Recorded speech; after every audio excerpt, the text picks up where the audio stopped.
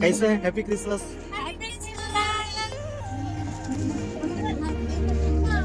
Hi hello कुछ नहीं।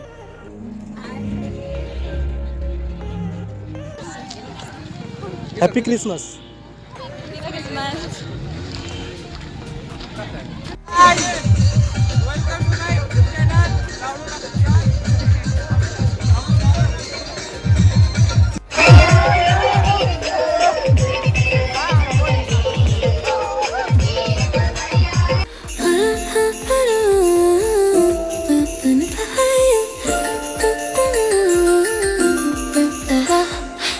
Ay, mi gatito, miau, miau. Ay, mi gatito, miau, miau. Ay, mi gatito, miau, miau. क्या भाई? Arts वाला student commerce वाला dress पहन लिया है, पहचाने ना? तो हैप्पी क्रिसमस। साइंस में है ना। Happy Christmas. Happy Christmas. Happy Christmas. अभी है। तो अभी तो आए हैं अच्छा। साइकिल से, फिर इधर पैदल। वो तो आ रहा है थॉमस।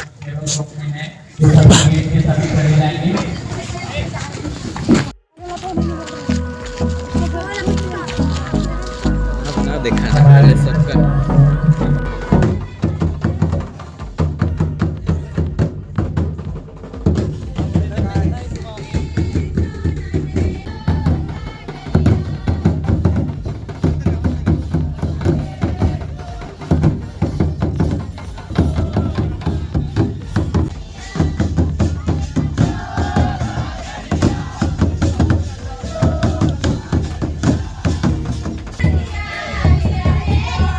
इस मंच पर प्रवेश कर चुके हैं, उन्हें हम पूरे कॉलेज परिवार की ओर से तहे दिल से स्वागत करते हैं।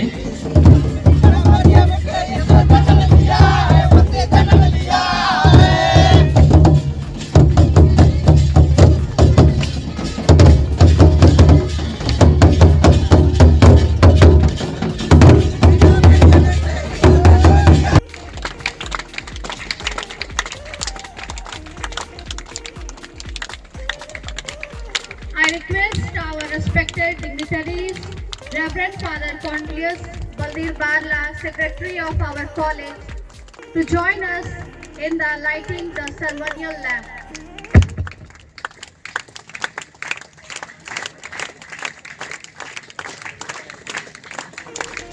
Now I request Reverend Father Agapit, Examination Controller of our ceremony.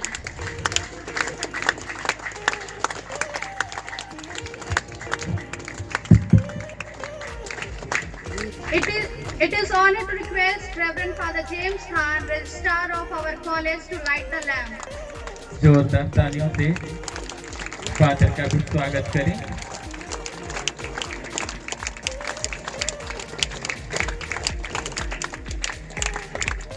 Now I invite PR of our college, Lecturer Thomas Sain, for light the lamp.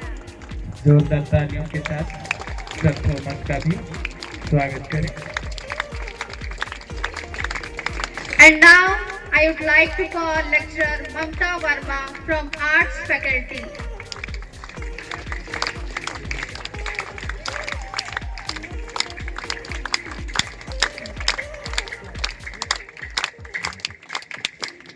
I invite Mrs. Siromani Bara to light the lamp. ताली बजती रहनी चाहिए। यह प्रकाश सबको अंधेरा से दूर निकालने में हम सबका सहयोग करता है। And last, I would like to call student of our college, Madeline Barla from Science Faculty, and Nandlal Sahu from Commerce Faculty. इनके लिए भी जोरदार तालियां।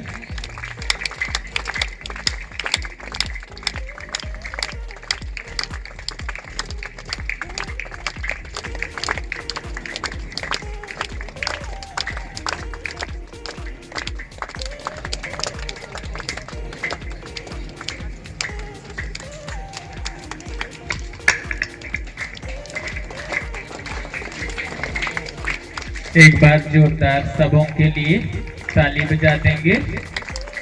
यह एक परंपरा है, भारतीय परंपरा। Lighting by Chief Guest Reverend Bishop Vinay Kandula. Our Bishop is not only Chief Guest, he is the President in this college. So we are very happy to have our President here. Many of the decisions that is being taken in the college, that is by his suggestions and many things.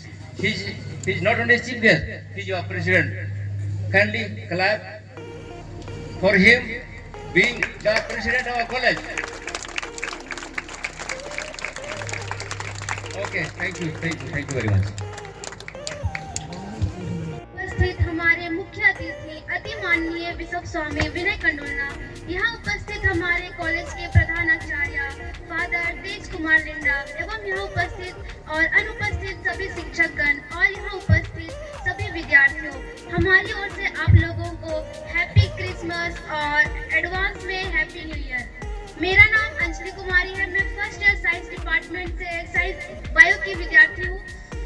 मेरी ओर से आप सबों को सुप्रभात और एक बार फिर merry Christmas. मेरा नाम अभय निशान सिंह है, मैं संकाय कला द्वितीय वर्ष का छात्र हूँ। आप सबों को मेरी ओर से गुड मॉर्निंग और पुनः एक बार हैप्पी क्रिसमस। धन्यवाद। मेरा नाम लिली हेब्रोन है, मैं कॉमर्स फर्स्ट ईयर की स्टूडेंट हूँ। आप सबों को मेरी ओर से गुड मॉर्निंग और हैप्पी क्रिसमस। नाम तो सुना होगा, मेरा नाम है ज्ञान कंडोलना, द्वितीय वर्ष कला से हूँ। सुप्रभात, हैप्पी क्रिसमस। तो अब समय आ गया है उस पल का जिसका हमें बेसब्री से इंतजार था। आज के इस शुभ दिन पर हम लोगों को बहुत सारी प्रस्तुति देखने को मिलेगी जो हमें हंसाएगी, भावुक करेगी और प्रेरित भी करेगी। तो आइए इस कार्यक्रम की शुरुआत एक छोटी सी शायरी के साथ करते हैं। तीर दिल के पार हो जाएगा, जख्म भी खुशबूदार हो जाएगा। तीर दिल के पार हो जाएगा, जख्म भी खुशबूदार हो जाएगा। बस एक बार आप सब जोरदार तालियां तो बजा दीजिए, कार्यक्रम अब शुरू हो जाएगा।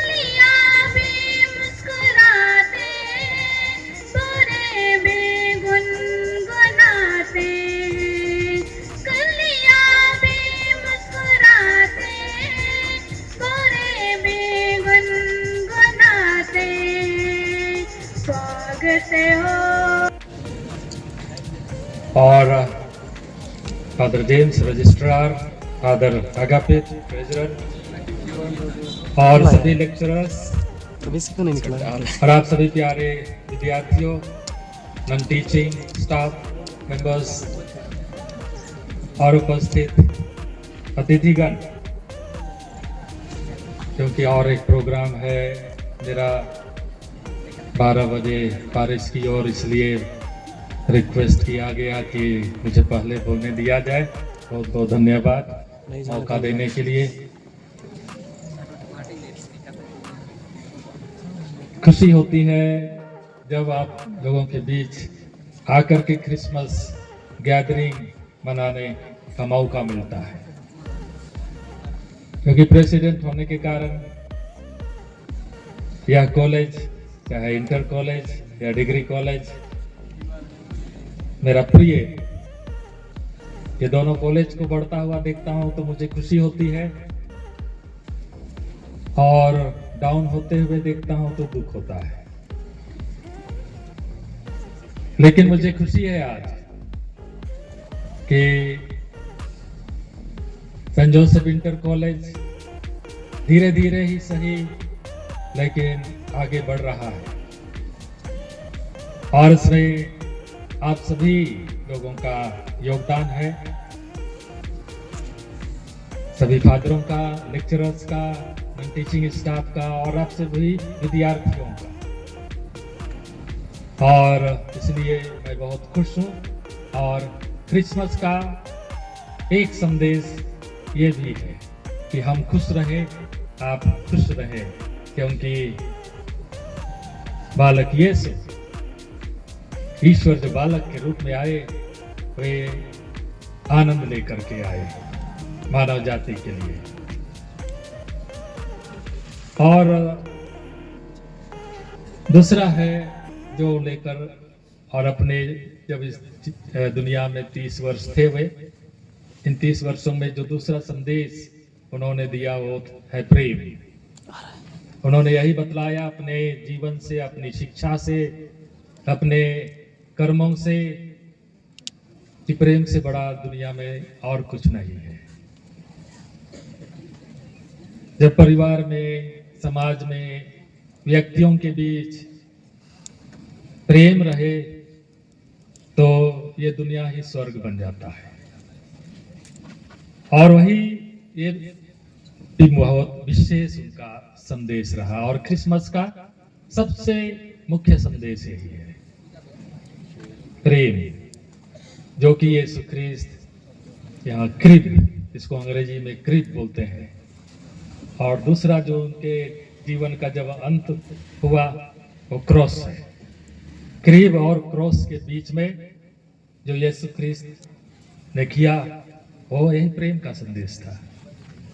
और वही हमको जो यीशु ख्रिस्त के पुनरुत्थान का आनंद देता है, वो इन दोनों को जब हम जोड़ करके देखते हैं, प्रेम से जी करके देखते हैं, तो वही आनंद और उसकी महिमा, उससे जो मिली हमें वो आनंद मिलेगा। यही वो हमको बतलाने के लिए आए और सिखाने के लिए आए।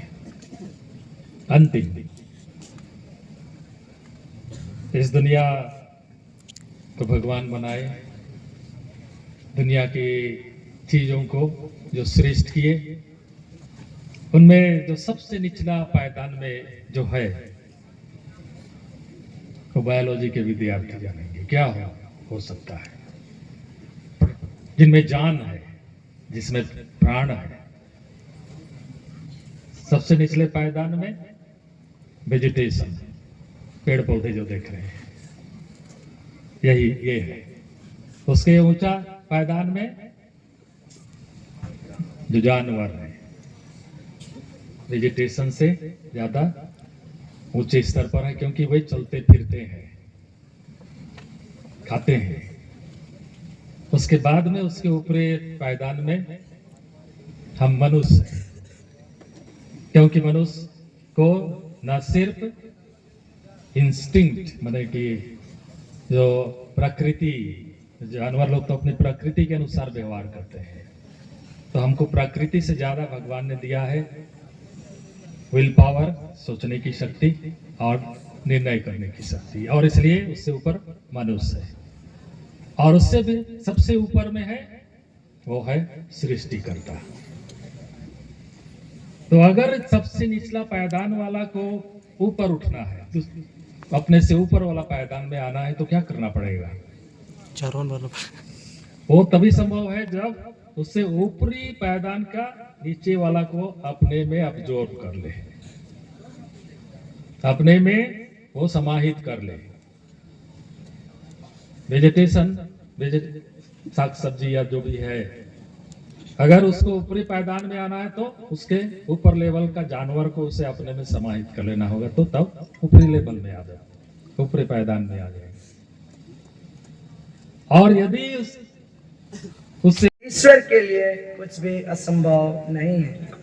मरियम ने कहा देखिए, मैं प्रभु की दासी हूँ, आपका कथन मुझ में पूरा हो जाए। और स्वर्गदूत उसके पास से चला गया। उन दिनों मरियम पहाड़ी प्रदेश में यूदा के एक नगर के लिए शीघ्रता से चल पड़ी। आपकी पत्नी का क्या नाम है? दुलारी।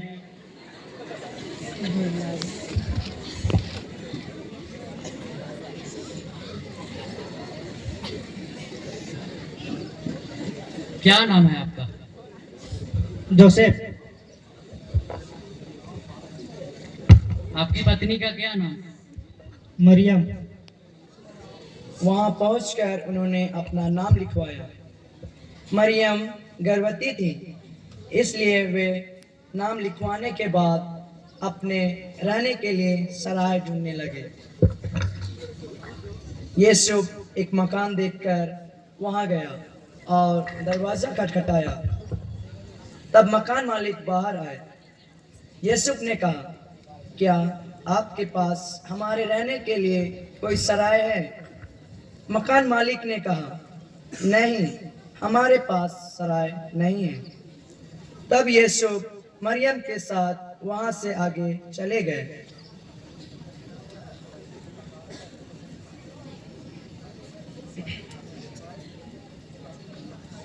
उन्हें आगे चलकर पुनः एक मकान मिला। यीशु ने दरवाजा खटखटाया। मकान मालिक बाहर आए। तब यीशु ने उनसे कहा, क्या आपके पास हमारे रहने के लिए कोई सराय है? मकान मालिक ने कहा, नहीं, हमारे पास सराय नहीं है। पुनः यीशु मरियम के साथ वहां से आगे चले गए। शाम हो रही थी। तब उन्हें एक मकान मालकिन दिखाई दी। यीशु ने उसके यहाँ जाकर कहा, क्या आपके पास हमारे रहने के लिए कोई सराय है? मकान मालकिन ने कहा, सराय तो नहीं है, लेकिन अगर आज की रात आप गुजारना चाहते हैं तो हमारे पास एक गौशाला है। यीशु ने कहा, हमें मंजूर है। मकान मालकिन ने उन्हें गौशाला दिखा दिया।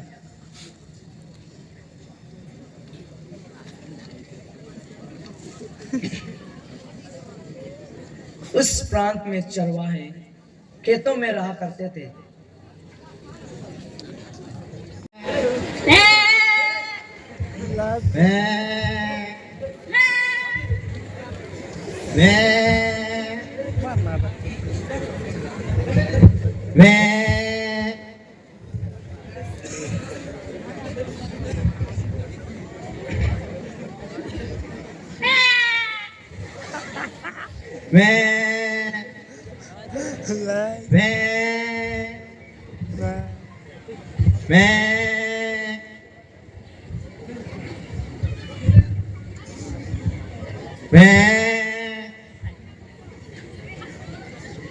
उस प्रांत में चरवाहे खेतों में रहा करते थे।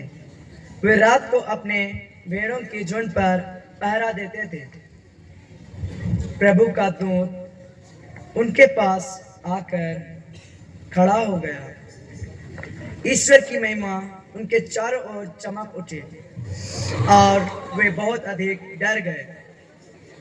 स्वर्गदूत ने उनसे कहा, डरिए नहीं, देखिए मैं आपको सभी लोगों के लिए बड़े आनंद का सुसमाचार सुनाता हूँ। आज दाऊद के नगर में आपके मुक्तिदाता प्रभु मसीह का जन्म हुआ है। यह आप लोगों के लिए पहचान होगी। आप एक बालक को कपड़ों में लपेटा और चरनी में लिटाया हुआ पाएंगे। एकाएक उस स्वर्गदूत के साथ स्वर्गीय सेना का विशाल समूह दिखाई दिया, जो यह कहते हुए ईश्वर की स्तुति करने लगे, सर्वोच्च स्वर्ग में ईश्वर की महिमा प्रकट हो और पृथ्वी पर उसके कृपा पात्रों को शांति मिले। जब स्वर्गदूत उनसे विदा होकर चले गए, तब चरवाहों ने एक दूसरे से यह कहा, चलो हम बेतलेहम जाकर वह घटना देखें जिससे प्रभु ने हम पर प्रकट किया है। वह शीघ्र ही अपने भेड़ों को लेते हुए चल पड़े।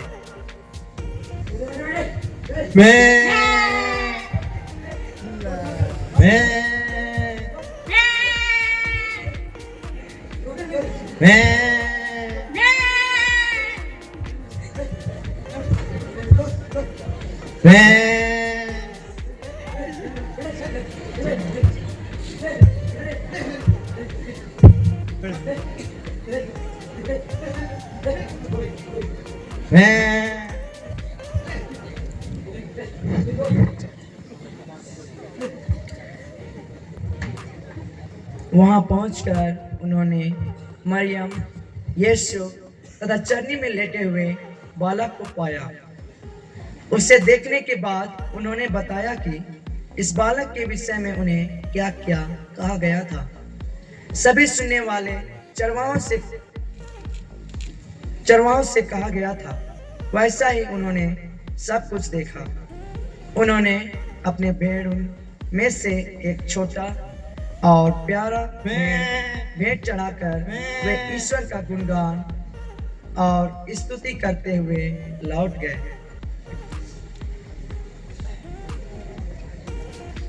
ईसा का जन्म यहूदिया के बेतलेहम में राजा हेरोद के समय हुआ था। इसके बाद ज्योतिषी पूर्व से यरूशलेम आए।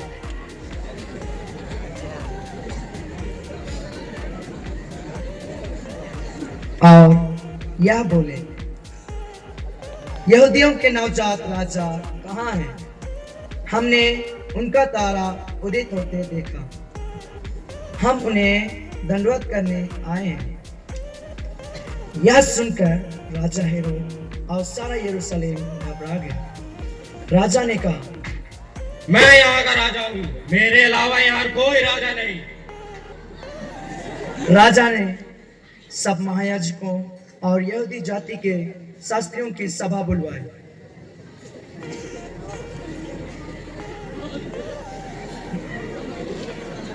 और उनसे पूछा, मसीह कहाँ जन्म लेंगे?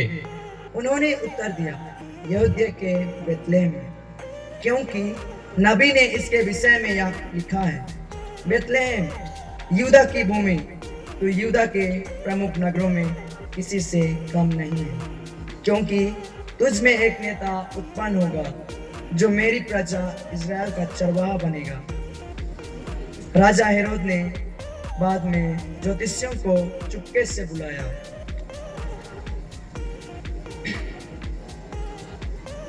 और उनसे पूछताछ किया कि वह तारा ठीक किस समय उन्हें दिखाई दिया था।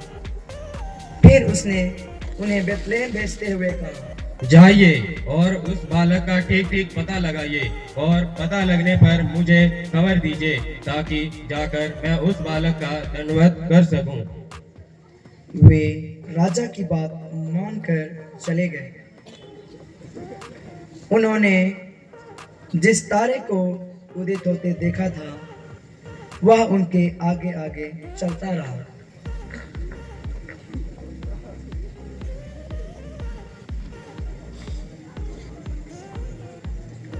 और जहां बालक था उस जगह के ऊपर पहुंचने पर ठहर गया। वे तारा देखकर बहुत आनंदित हुए। वे वहां पहुंचकर बालक को उसकी माता मरियम के साथ देखा और साष्टांग प्रणाम किया।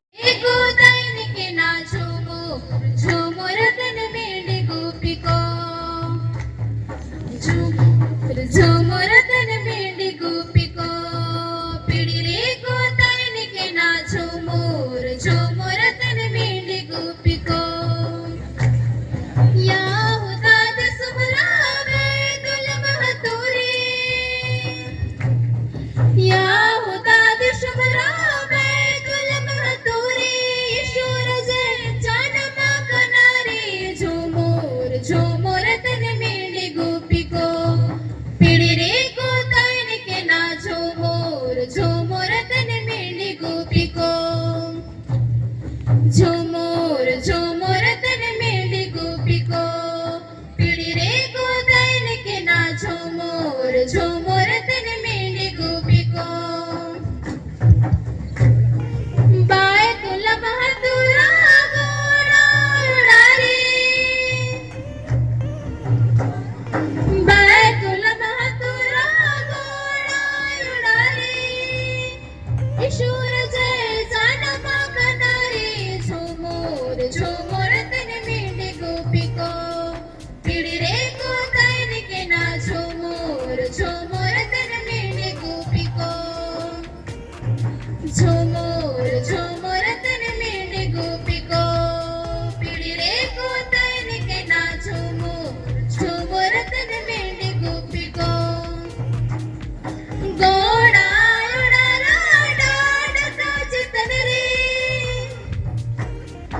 गोड़ा उड़ाला डांड का चितन रे सूरज जनमा कनारी झुमुर झुमुर तन मेंढी गोपी को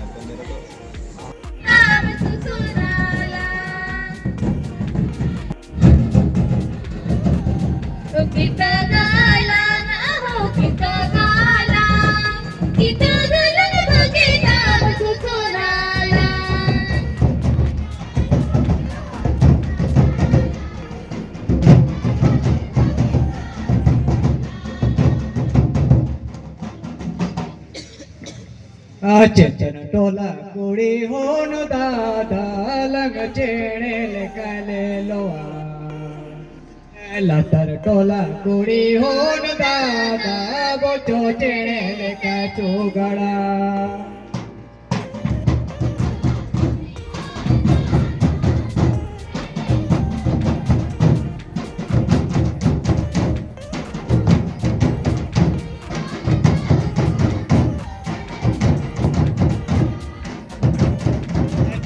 टोला कुड़ी होन दादा लंग चेणे लेकले लोआ लतर टोला कुड़ी होन दादा बोचो चेणे लेका चुगड़ा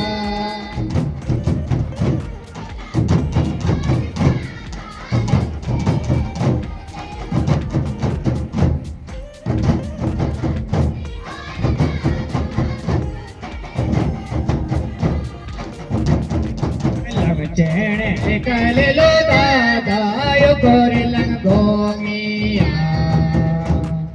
बोचो चेणे लेकर सुगड़ दादा चिमर लंग चाला आया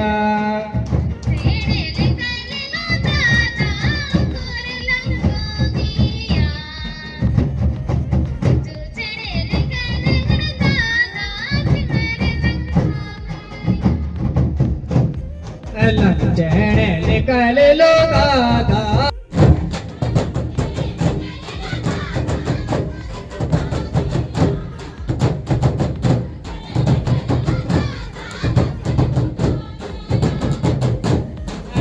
टोला कुड़ी होन दादा लंग चेणे निकाले लो लतर टोला कुड़ी होन दादा बोचो चेणे लेका चुगड़ा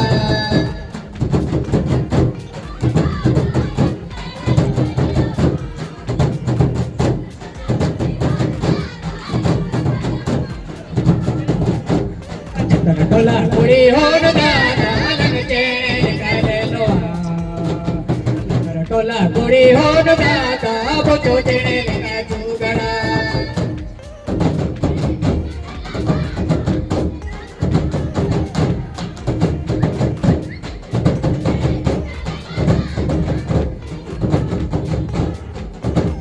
लंग चेणे निकाले लो दादा यो गोरे लंग घोंगिया बोचो चेणे लेका चुगड़ दादा चिमरे वो चालाया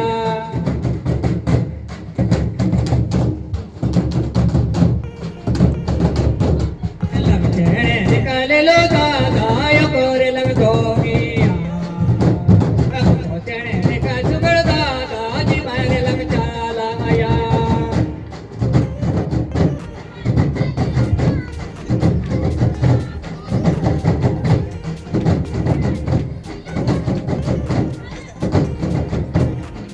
चेणे निकाले लो दादा तोर पर लंग गोमिया बोचो चेणे लेका चुगड़ दादा राजीरे लंग चाला आया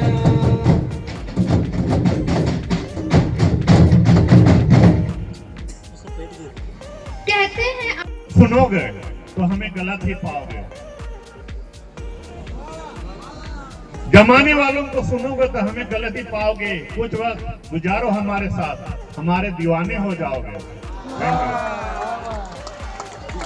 तो इतना ही बोलकर मैं अपना वक्त बयान करता हूँ।